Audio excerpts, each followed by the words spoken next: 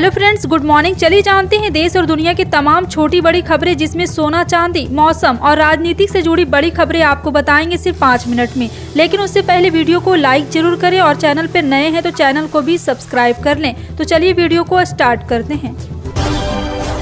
बता दें, लोकसभा चुनाव जैसे जैसे नजदीक आते जा रहे हैं वैसे वैसे राजनीतिक सरगर्मियां बढ़ती जा रही। बीजेपी और कांग्रेस समेत सभी विपक्षी दल तैयारी में जुटे हैं। विपक्षी दलों का गठबंधन इंडिया अलायंस बीजेपी को केंद्र की सत्ता से हटाने के लिए एड़ी चोटी जोर लगा रहा है।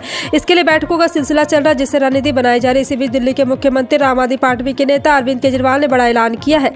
केजरीवाल ने बताया कि भरोस सीट से कौन उनकी पार्टी के टिकट पर चुनाव लड़ेगा। साल 2024 में होने वाले लोकसभा चुनाव का समय जैसे जैसे पास आ रहा, राजनीतिक दलों की बयानबाजी तेज होने लगी। लोकसभा में बीजेपी को हराने के लिए देश लगभग सभी विपक्षी दल एकजुट होकर चुनाव लड़ने की तैयारी में। इन सभी दलों के बीच एक बार फिर से इंडिया गठबंधन में बीएसपी प्रमुख मायावती शामिल होगी। यूपी में इन्हीं अटकलों के बीच यूपी में जुबानी जंग तेज हो गई। शनिवार 6 जनवरी को पहले अखिलेश यादव ने मायावती पर तंज कसा। अखिलेश यादव के तंज का जवाब देते हुए मायावती ने सपा पर करारा हमला बोला है।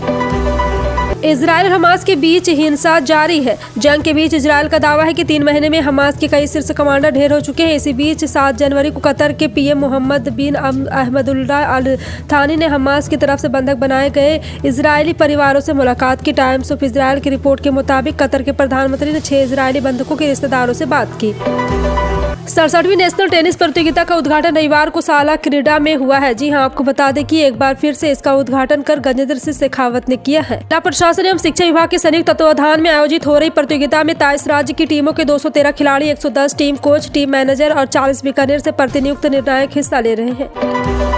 टीम इंडिया के पूर्व क्रिकेटर आकाश यहां पे एक बार फिर से आकाश चोपड़ा ने उम्मीद जताई कि रोहित शर्मा T20 विश्व कप 2024 में भारतीय टीम कप्तानी कर सकते हैं, क्योंकि हार्दिक पांड्या के साथ चल रही फिटनेस चुनौतियों के कारण इस ऑलराउंडर के खेलने पर सस्पेंस बना हुआ। हार्दिक 19 अक्टूबर से प्रतिस्पर्धी क्रिकेट से बाहर है। वो वर्ल्ड कप 2023 के दौरान बांग्लादेश के खिलाफ मुकाबले में गेंदबाजी करते समय चोटिल हो गए थे। इस चोट के कारण उन्हें वर्ल्ड कप बाद में कई सीरीज से भी बाहर बैठना पड़ा।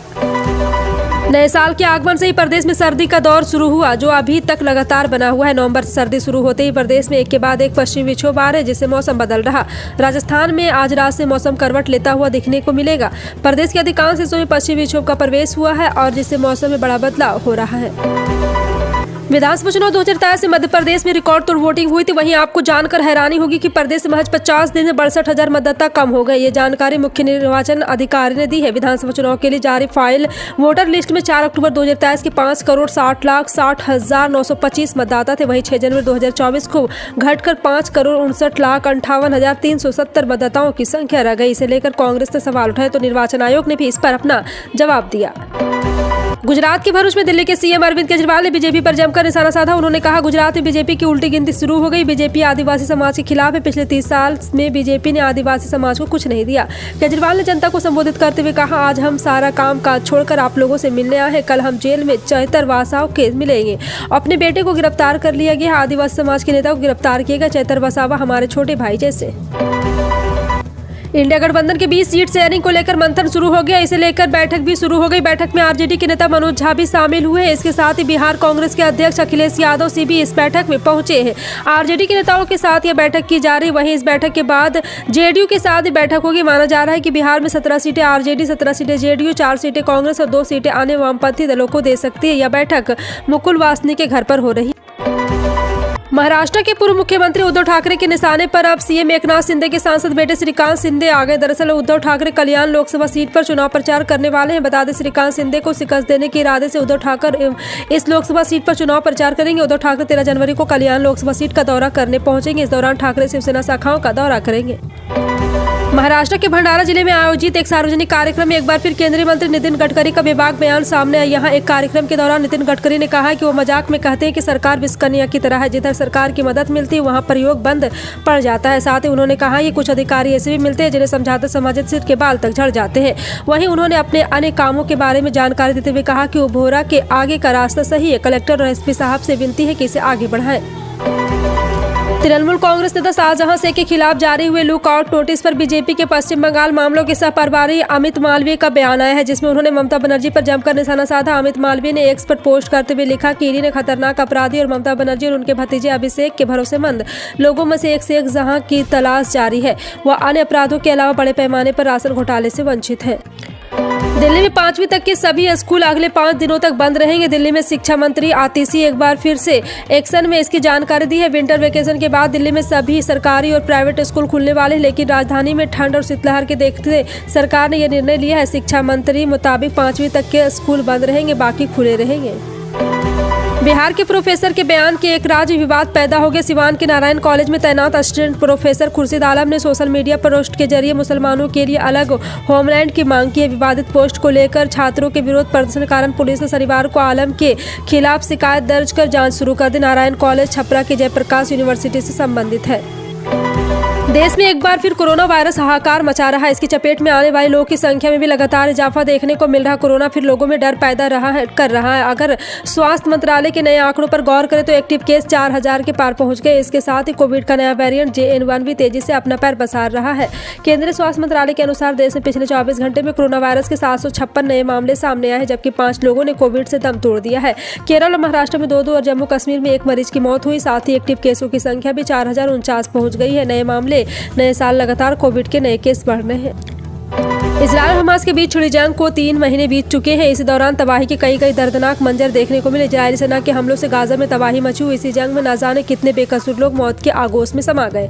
मरने वालों में कई मासूम बच्चे भी शामिल हैं। इस जंग की कई ऐसी तस्वीरें सामने आई जिन्हें देखकर किसी का भी दिल पसीज जाएगा। घर जमीन दोज हो गए, लोग बेघर हो गए हैं। बचे हुए लोग मुफलिसी की जिंदगी बसर करने को मजबूर है। इसी बीच इजरायली सेना ने दावा किया है कि 3 महीने उसने गाजा में हमास के 8000 इलाकों को मौत के घाट उतार दिया है। लोकसभा चुनाव की रणनीति बनाने को लेकर Bharatiya Janata party action mode में दिखाई दे रही। खुद प्रधानमंत्री मोदी आगामी दिनों में राज्य को दौरा करने वाले हैं और केंद्र सरकार की ओर से किए गए कामों का रिपोर्ट कार्ड पेश करने वाले हैं। मिली जानकारी के मुताबिक चुनावों की तारीखों के ऐलान से पहले प्रधानमंत्री का बड़े राज्यों में कम से कम 2 और छोटे राज्यों में 1 दौरा प्रस्तावित है। इस बीच कुछ बड़े राज्यों में 3 दौरे भी कर सकते हैं। अयोध्या में श्री राम मंदिर प्राण प्रतिष्ठा के अवसर पर 22 जनवरी के दिन जयपुर के लिए भी यादगार रहेगा। 22 जनवरी को पूरा जयपुर रंग बिरंगी रोशनी से जगमग रहेगा। सभी सरकारी इमारत, बाजार और प्रमुख स्थानों पर विशेष सजावट होगी। पूरे शहर केसरिया रंग में रंगा हुआ नजर आएगा। जयपुर नगर निगम, greater Shridhar foundation trust, Jaipur व्यापार महासंघ की ओर से तैयारियां पूरी की जा चुकी है और जयपुर के रामनिवास बाग में अल्बर्ट हॉल के सामने श्री राम मंदिर का प्रतिरूप बनाकर दिवाली मनाई जाएगी। राम मंदिर में होने वाले प्राण प्रतिष्ठा का इंतजार पूरे देश कर रहा है। 22 जनवरी को भगवान राम 500 साल बाद अपने घर लौटेंगे। इसके लिए अयोध्या में तैयारियां जोरों पर है। इस बीच सोशल मीडिया पर एक बयान काफी वायरल हो रहा है, जिसमें मुसलमानों से आग्रह किया जा रहा है कि वह राम मंदिर प्राण प्रतिष्ठा कार्यक्रम के चलते यात्रा करने से बचे। यह बयान all India United democratic front प्रमुख और सांसद बदरुद्दीन अजमल का है। हालांकि इसको लेकर भाजपा नेता का पलटवार भी सामने आया। दरअसल अयोध्या में भगवान के लौटने की खुशी में 7 दिवसीय समारोह का आयोजन किया गया है, जिसमें 22 जनवरी को प्राण प्रतिष्ठा आयोजन है। इसको लेकर अब ऑल इंडिया यूनाइटेड के प्रमुख सांसद बदरुद्दीन अजमल का कहना है कि सभी मुसलमान को आग्रह करता हूं कि राम मंदिर कार्यक्रम के चलते यात्रा करने से बचे। भारत ने मालदीव की महिला मंत्री मरियम सियूना द्वारा पीएम मोदी के सोशल मीडिया के लिए एक बार फिर से अपमानजनक टिप्पणी का मामला मोहम्मद मोइजू सरकार के समक्ष उठाया है। माले में भारतीय उच्चायुक्त ने मंत्री की टिप्पणी पर कड़ी आपत्ति जताई। मालदीव सरकार ने पीएम मोदी पर अपनी मंत्री की टिप्पणी पर बयान जारी कर कहा है यह उनकी व्यक्तिगत राय है। मंत्री की टिप्पणी मालदीव सरकार के विचारों का प्रतिनिधित्व नहीं करती है। प्रधानमंत्री मोदी ने सोशल मीडिया प्लेटफॉर्म एक्स पर अपने लक्षद्वीप दौरे की तस्वीरें पोस्ट की थी।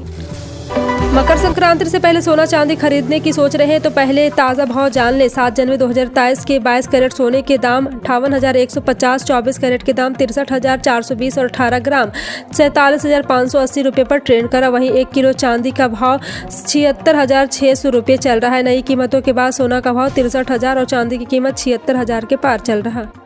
इंटरनेशनल मार्केट में शनिवार रविवार को क्रूड पर कारोबार हो नहीं है और इसलिए कीमतों में भी कोई बदलाव नहीं हुआ है। देश में ऑयल मार्केटिंग कंपनियों ने पेट्रोल डीजल की ताज़ा रेट जारी कर दी। कुछ राज्यों व शहरों में ईंधन की कीमतें मामूली रूप से घटी बढ़ी है। भारत में हर सुबह 6 बजे ईंधन के दाम में संशोधन किया जाता है। साथ ही साथ आपको बता दें कि ईंधन के दाम में 2017 से पहले कीमतों में संशोधन हर 15 दिन के बाद किया जाता था।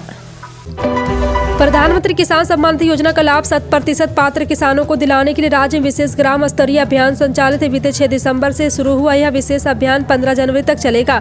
इसके तहत योजना का व्यापक प्रचार प्रसार किए जाने के साथ ही पात्र किसानों की पहचान विशेष ग्राम सभा के माध्यम से की जा रही है और पीएम किसान मोबाइल ऐप की मदद से किसानों का सत्यापन, KYC, land record seeding, bank detail का सत्यापन कर पोर्टल में प्रमुख यहाँ पे एंट्री कार्रवाई ग्राम स्तरीय नोडल अधिकारी द्वारा की जा रही है। आपकी जानकारी बता दें कि अब ये राशन कार्ड वालों के लिए अचानक आई बड़ी खुशखबरी। राशन कार्ड के नए नियम में हुआ बड़ा चेंज। अगर आप सभी लोग भी राशन कार्ड के धारक हैं तो आप सभी के लिए बहुत बड़ी खुशखबरी आ रही है। अब केंद्र सरकार की ओर से नए नियम को लागू किया गया। इसमें इन सभी राशन कार्ड धारकों के लिए बहुत ही ज़्यादा फायदेमंद बताया जा रहा है। अगर आप भी राशन कार्ड बना हुआ है तो आप सभी इस केंद्र सरकार के द्वारा बड़े नियम में चेंज किए जाने वाले आप सभी लोग भी लाभ ले सकते हैं। राशन कार्ड न्यू टुडे 2024 नए साल पर राशन कार्ड वालों को मिला बड़ा उपहार। भारत राष्ट्र समिति ने तेलंगाना की कांग्रेस सरकार पर जमकर हमला बोला। बीआरएस का कहना है कि कांग्रेस की सरकार बनते ही प्रदेश में कालाबाजारी बढ़ गई। इससे खाने पीने की चीजें महंगी होती जा रही। खासकर चावल का रेट कुछ ही हफ्तों में 7वें आसमान पर पहुंच गया है। पूर्व कृषि मंत्री सिंगारेड्डी निरंजन रेड्डी ने कांग्रेस को याद दिलाते हुए कहा है कि आपने विधानसभा चुनाव के दौरान सत्ता में आने पर राशन कार्ड धारकों को बेहतरीन क्वालिटी का चावल उपलब्ध कराने का वादा किया था। फिलहाल आपका इन सभी खबरों पर क्या कहना है कॉमेंट सेक्शन में टाइप करके जरूर बताएं। इसी तरह की पल पल की अपडेट जानने के लिए जुड़े रहें आप अपने NTS न्यूज चैनल से। मिलते हैं अगली बड़ी खबर में, तब तक के लिए जय हिंद।